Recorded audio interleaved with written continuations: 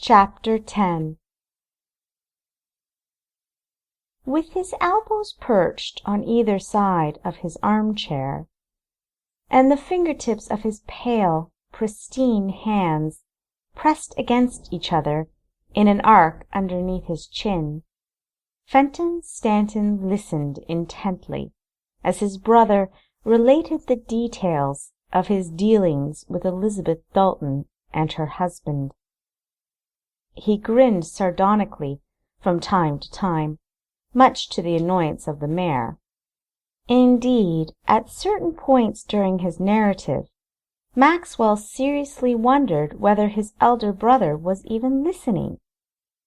Naturally, for a Stanton, Fenton was secretly hanging on each and every word, relishing both Maxwell's obvious aggravation and the fact that he was clearly perplexed. Fenton almost, if not quite, wished to congratulate this female on the plight with which she'd managed to ensnare his sibling. He'd chosen to appear only slightly interested, a sneaky pursuit that would rattle his brother and perhaps give him an edge over him later on. He'd remained silent thus far, but when Maxwell cursed the name of Elizabeth's husband, Fenton, his nonchalance abruptly vanishing, interjected, "You don't mean the Paxton Rain the bounty hunter?" Maxwell's eyes narrowed. He was dismayed his brother had evidently heard of his nemesis. "The very one." Maxwell wasn't sure, but he thought he saw his brother twitch. "Fenton?"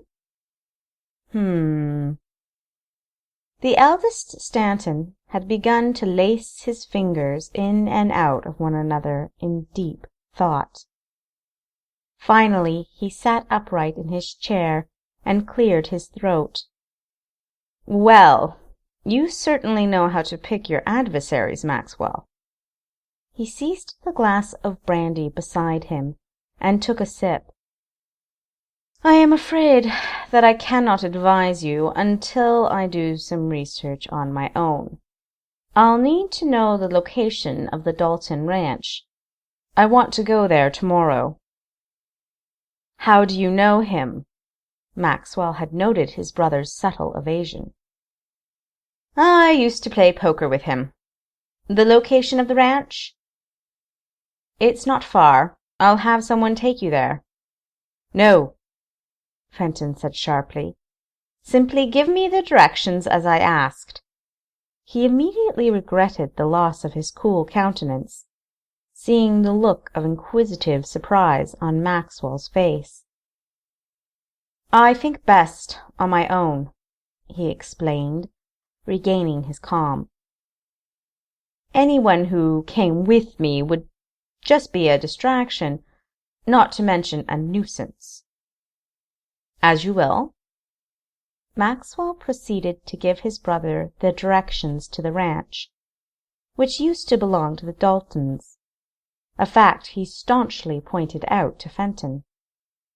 "You will find no one to distract you there." The mayor emphasized the word distract disdainfully. "I have concentrated on the Rain ranch, and most of my men are in that area. At least, the ones that don't have duties here in town." Fenton thought this somewhat foolish, as there was no doubt in his mind from the sounds of Elizabeth. She would want her ranch back, and might take advantage of the fact that no one was there. He was pleased, though, that not a single soul would get in his way. Deciding to wait a couple of days before visiting the ranch, he redirected his attention to his little brother. "To where would I go to send a telegram?" Paxton was more than slightly curious when Elizabeth jumped up from the table and went into their bedroom without a word to anyone. It would be rude for him to follow his wife and leave Jack sitting at the table alone, but he was anxious to speak to Elizabeth and find out what was going on. Jack seemed to have noticed his predicament because he ushered Paxton away from the table with his hand. "Don't concern yourself with manners on my account, boy. Go and talk with your wife." Paxton knocked softly on the door, and was startled when it swung open to reveal a travel-ready Elizabeth. "I've got to return to my father's ranch," she announced, exiting the bedroom and heading for the kitchen. "I can't believe I forgot," she said to herself as she rushed about, hastily shoving food and supplies into a little sack. She stopped suddenly and addressed Paxton. "I don't know how long I'll be." "What?" He was entirely confounded. "Pax, that was a message from my father. What Jack just told me. It reminded me of something. I have to go." "Back to Stanton's ranch? You most certainly are not. What if the mayor were to find you there?" Elizabeth put her hands on her waist and stared at him, and Paxton noted the impish twinkle in her eyes as she declared, "My dear, dear husband, it's the last place on earth that he would expect me to be right now. Please, Pax, you must let me go, or I'll never know what my father wanted me to. I've missed him each and every day since his disappearance, and I can't let this go. I just can't. I must find out what he wanted me to know." There was an urgency in Elizabeth's eyes Paxton knew would remain until her curiosity had been placated. He took a deep breath, feeling torn between his concern for Elizabeth and his desire for her to have all that she craved. Naturally, he was curious himself for any news of Elizabeth's long-lost father. "At least wait until morning. You can leave at daybreak and make it to your destination in the early afternoon. You do have to sleep, my dear." She tapped her foot impatiently. "You're right, but sleep will not be easy, no matter where I am." "Allow me to accompany you, then." He realized, even as he uttered this request, it was useless. This was something his wife wished to do on her own. Without waiting for a response, he clasped her in his arms and hugged her tightly. "Take care. Return to me as soon as you can." "I will," she smiled, grateful for his understanding. "Thank you." She kissed her husband and then nodded at Jack. "Be cautious, Elizabeth. You can be sure Stanton's spies are everywhere. Glad to see you're wearing chaps and a hat. From a distance no one will guess you're a gal. Don't take Velvet, neither. Stanton knows the horse, and it might be that his spies do too," Jack warned. "Good point." "On second thought, as anxious as I am, I think I ought to wait until dawn. You're right, Pax. If I hurry, I'll make it there in the afternoon, and be much safer." "Smart girl," Jack sighed in relief. The next morning, before the sun's rays had even had an opportunity to penetrate the horizon, Elizabeth was up and eating breakfast. Paxton joined her at the kitchen table, dark circles under his eyes from lack of sleep. "I'll be back as soon as possible," she mumbled emphatically, in between bites of food. "I'll see you off," Paxton said, as soon as breakfast was concluded and she was ready to go.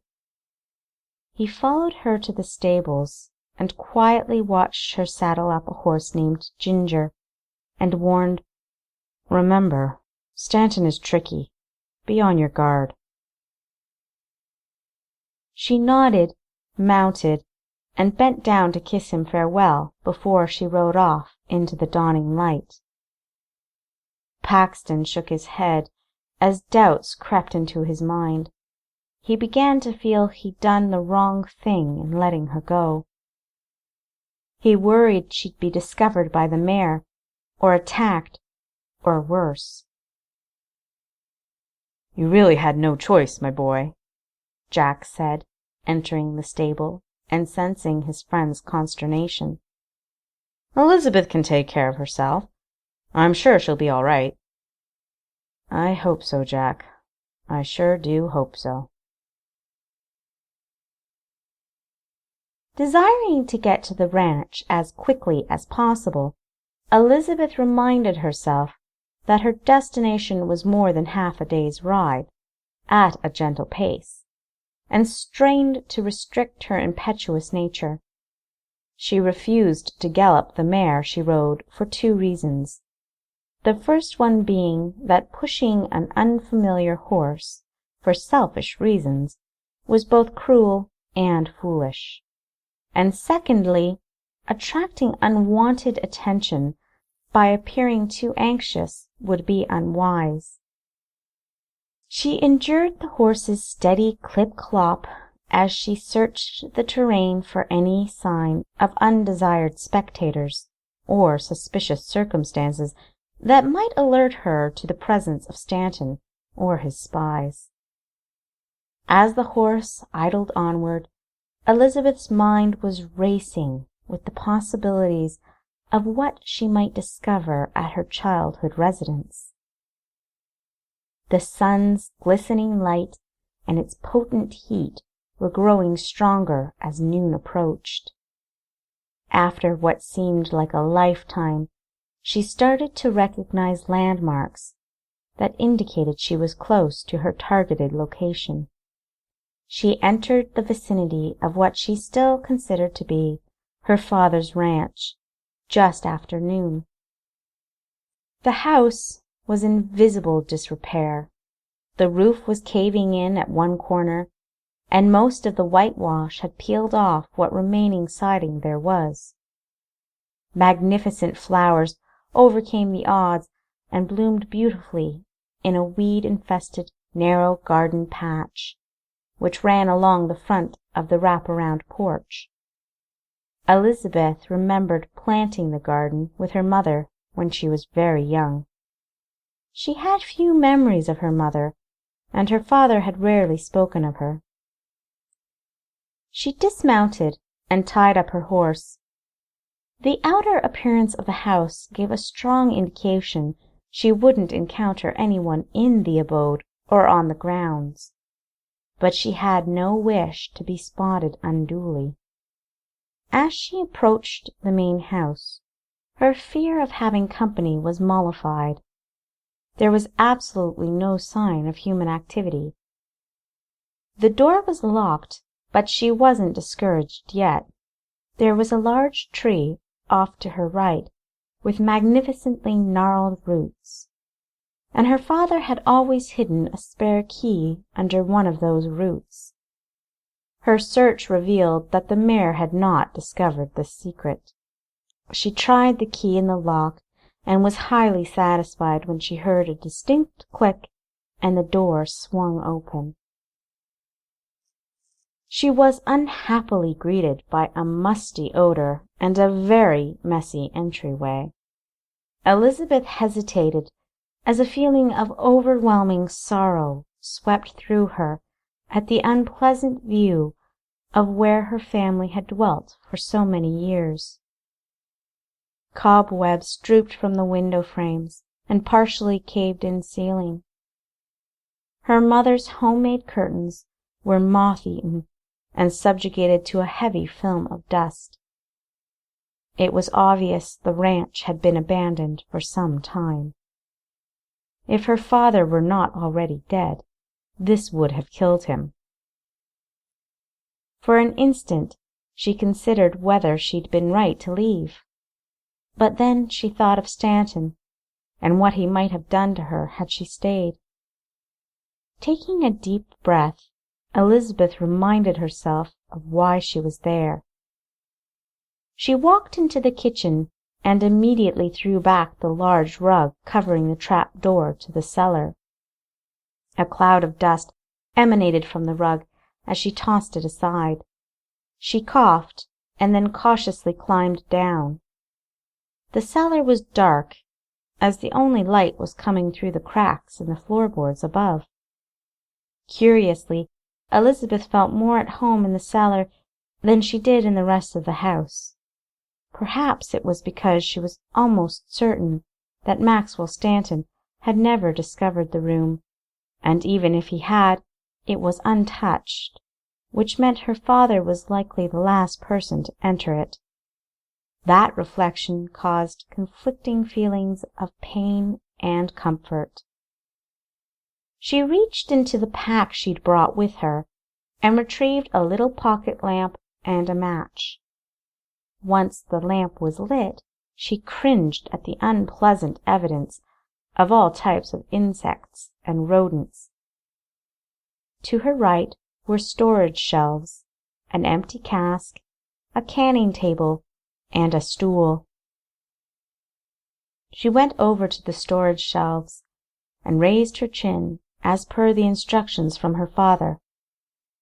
She saw her quarry on the top shelf, a small mason jar with a large faded picture of a star, sat alone and dust-covered. The label, now barely visible, read "Star Cocoa, for all your baking needs."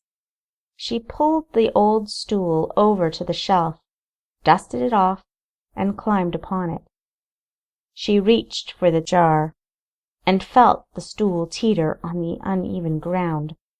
Regaining her balance, she seized the glass container, placed it in her pack, and dismounted from the stool. She smiled to herself, enjoying the sensation of feeling closer to her father than she had since his disappearance. Elizabeth froze when she heard the front door swing open and someone step over the threshold. Seconds later the door closed, the hinges complaining loudly. There was a brief silence, and then the sound of heavy, directionless footsteps above her. Panic at being discovered filled her as she strained to see the intruder through the floor cracks. A list of the possible identity of her unwelcome guest hurtled through her mind as she blew out her lamp. Could Paxton have followed her? Had Maxwell returned on a whim? Or had her tailed? Was it a mere traveler seeking shelter in an abandoned house? Suddenly, the cellar door slammed shut, and the latch clicked into the lock position. Oddly enough, the first thought to occur to Elizabeth was a wish that her father hadn't designed a locking latch on the cellar door, and the second, sequentially, was the realization that very lock meant she was quite irrevocably trapped in the cellar.